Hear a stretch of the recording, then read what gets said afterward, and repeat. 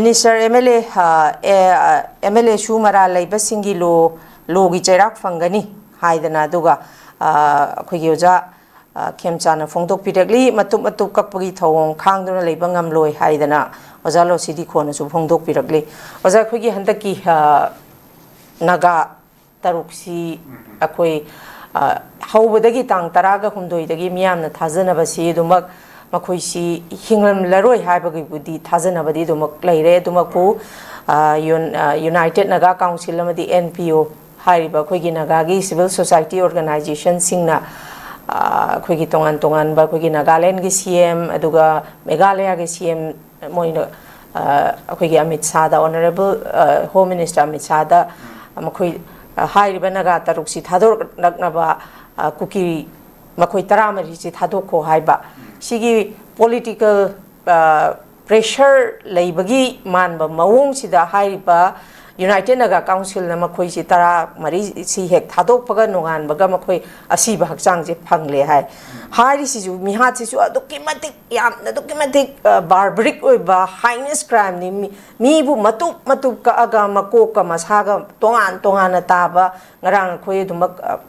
social media da su dum uze postmortem gi laiba phibam doja adukimatik yengbada nungaite hari basi makoi gi nagagi Hai tare koi jelarong group tagi amung thamak pagi matung inna masida chenariba haiba koi gi nemcha kipgen gi magi husband makoi gi kadar na tawani na nemcha kipgen si phabiro haibasu hairi ko masida su dum hairi basi MLA minister oisanu chenaram lagadi masi chapchaba cherak phangani haidana Kuigi Ojakem Sana so Pongdok Pirakli, Aduga Kuigi Ozalo City Corner so Pongdok Pirakli. Hai Basigi Matang Sida United Naga Council na Makoi Taramari, Tadora Pasi, Jelarongi, Group C, Makoina Karama Ming the Ying Ibno, Hybasim Zoza Kui Ying Bayai. Nakalamarom da Amu Tamlaiba statement sing si Oza Tigat Le Hairagasu Tasengna. Kangpok pi habje kanagi makha de lairi no habje deputy CM nepcha ke gengi magi location neba ma hairi basi magi nupagi kader gi makha de laiba kader singna tawre habje khangna hojik hoi evidence adu leite habagi akhoi madu chapchana thabak podi lokhat pangamdri adumakpu masi chairak si pigani hairabani na oja thami statement si thabak oina onthok pirakani habagi Hazabasi labor command of Yuzagi Oiba point of view tang Tambuza. Here lema Wapum si Yamna Lubu Wapumni Haitare, Hojik Ikoki Miamki, Tuan section singna, Akoki Yamna Akanba demand Mayam Tawi, Higher demand si can quite get some Hirabata. Justice Pangalu Haibani, Haidi Makui Tarukto, Makui Yamna Satina Tamtibamong Hat Kibani, Aduki Maduki could have to hide the Aki Malim Sigi, lady but terrorists, the terrorism gi, quite Tamtiba terrorism with Tawong Zindagi, Maduna, quite against Tamtiba when they have said Luenama and Kanar, Kanar Wakum where, Adana Hojik, Magi, Amasumakoi. Taruk Lakitaba, Amusumaki Imu Manu, Aduga Loinana, Maki, Miam Puram Shaitarene, Subnaki Imu Karak Kaktuta Natana, Adakimaki community Natana, I quit Manipurki Miam Punamse, Haitare, I quit the Togi Biliba, Asumba Aran Base, Masi Justice Pangalu Haiba, Wapam Sinable Laisi. Adana Hojiksi Narang Su Akiki, Honorable Chief Minister, Mahak Amusumaki, Council of Ministers. Makoi Mari Yauraga, Aduga Deputy Chief Minister Hojiking Asaki, Yamna controversial way Liba, Amasumak, Mamingsi Yam, Toin Palaga, Hosima, Pau, and Hosi Hariba, Adumba, Deputy Chief Minister Oiba, Namsaki and Haris the Mati Yaukredana, Mati Adam Impal the Lapung, Baki Mapangal Simon, the Sulay later, Maril Zulek, those Mandre,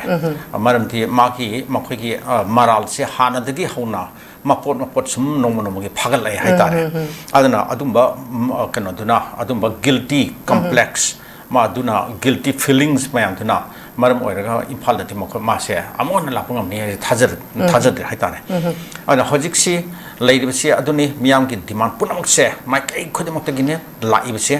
aduna ngarang mukta su akhoi keno tokre candle light vigil mafam ke ad pangthokre paksan pangthokre mai tei na pangthokle naga akhoi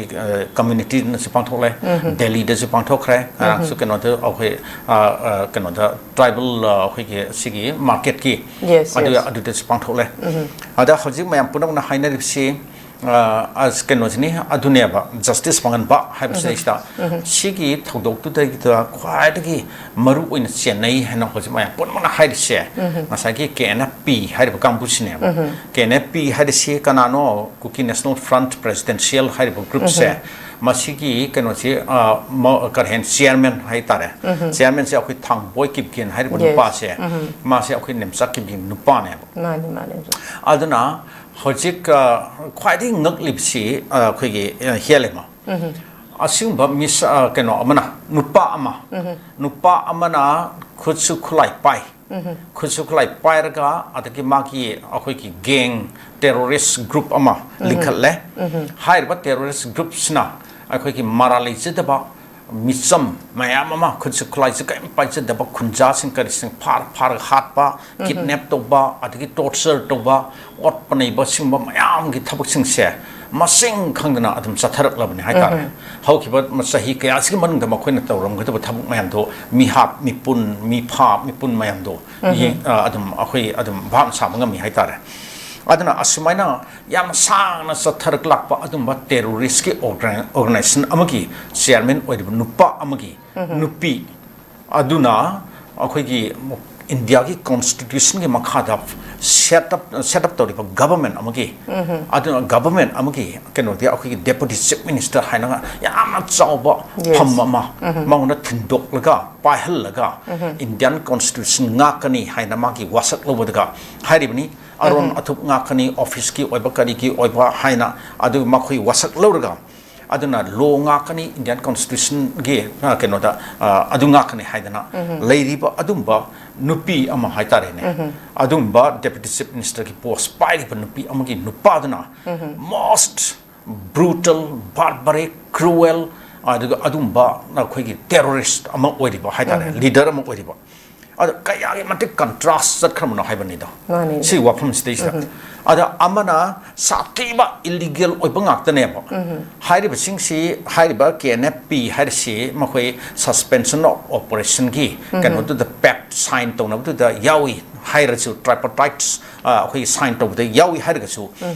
madsigi groups na tawriba asumba terrorist ki oiba thabuk mayam sidi government of India na yabra haba yes Mukun yabra, government of Manipur ni yabra. Adagi hairiba khudju khulai thanaroi khud thanaroi haina akhoi keno tawdim ni haina India ki security force paing leiriba moi mayam sini ka khangdabra udabra adam makhoi di keno adam yenga tumina leidira asmaina illegal oiba adagi unlawful oiba adagi kwagi inhuman oiba terrorist ki thabak mayam tawtana maralai chitaba misam mayam am phadana adagi matop kaktana hatlaga tawriba asima organization amagi adumba leader gi nupi duna somna constitution piba keno mayam ama akhoi provision mayam ngak tuna akhoi satkani India ki national akhoi integrity ngakani unity ngakani adu tawgani adatagani official secrets mayam ngakani ka kaina tawre harga aduma phamma kolga thabak tawi hairse masi kwagi keno na nokning bo pot ama oire haitare yam satina contradictory oiba pura ona teina bani haitare mapuroi bana the criminal terrorist aduga mai pina constitution gang kani haise sibu oibia bo wala sini adi hojiksi helema akhona masimsu adum yimbu yarni ko hojik ke NP hariba organization terrorist organization se kamdona linkhala khibino haibda akhoi habitang yimbu yai hojik manipur de smile tawrini akhoi ki sigi kuki gi keno leiriba terrorist organization mayamna de militant hairise hariba organization singsi khulai paiba arm group singsi kamaitona linkhala pno habida magi political advantage gi damta amasung magi political keno da akhoi electioneering da haitare ne electioneering da election campaign da mateng pangna bidamta ꯑꯗꯨꯃꯥꯏꯅ ꯇꯧꯅ ꯃꯥꯒꯤ group ꯃꯆꯥ ꯃꯆꯥ ꯂꯤꯡꯈꯠꯂꯛꯈꯤꯕ ꯑꯗꯨꯝꯕꯅ ꯑꯌꯥꯝꯕꯅꯦꯕ ꯆꯨꯔꯥꯆꯥꯟꯄꯨꯔꯗ ꯑꯣꯏꯒꯦꯔꯥ ꯀꯥꯡꯄꯣꯛꯄꯤꯗ ꯑꯣꯏꯒꯦꯔꯥ ꯑꯗꯨꯅ ꯍꯧꯖꯤꯛꯁꯦ ꯑꯩꯈꯣꯏꯅ ꯂꯣꯏꯅ ꯑꯗꯨꯝ ꯌꯦꯡꯕ ꯌꯥꯏ ꯄꯣꯂꯤꯇꯤꯀꯦꯜ ꯂꯤꯗꯔ ꯈꯨꯗꯤꯡꯃꯛꯀꯤ ꯃꯥꯒꯤ ꯀꯩꯅꯣꯁꯦ ꯑꯩꯈꯣꯏ ꯈꯨꯠꯂꯥꯏ ꯄꯥꯏꯕ ꯒ꯭ꯔꯨꯞ ꯑꯃꯃꯝ ꯂꯣꯏ ꯂꯩ ꯍꯥꯏꯇꯥꯔꯦ ꯑꯗꯩ ꯍꯧꯖꯤꯛꯁꯤ ꯀꯥꯡꯄꯣꯛꯄꯤꯗ ꯑꯇꯣꯞꯄ ꯒ꯭ꯔꯨꯞ ꯑꯃꯁꯨ ꯂꯩꯔꯤꯕꯅꯤ ꯉꯁꯥꯏꯒꯤ ꯀꯩꯅꯣꯒꯤ ꯀꯔꯤꯕ ꯑꯩꯈꯣꯏꯒꯤ MLA ꯑꯃ nupi ama lebedu kari hangsing habra ada magisu group ama mungleribni kari no ke are habra kari no ma adu suneba yengoba ada MLA mamgi magi group amam loi leina reba asmai ton Churachandpur se leirine mamang dal leramba minister oramba MLA oramba gisu magisu group adum lei hai singje party oikera cookie oikera jau oikera adum makhose loi lei haitare adik somda su adum kampupi de se leirine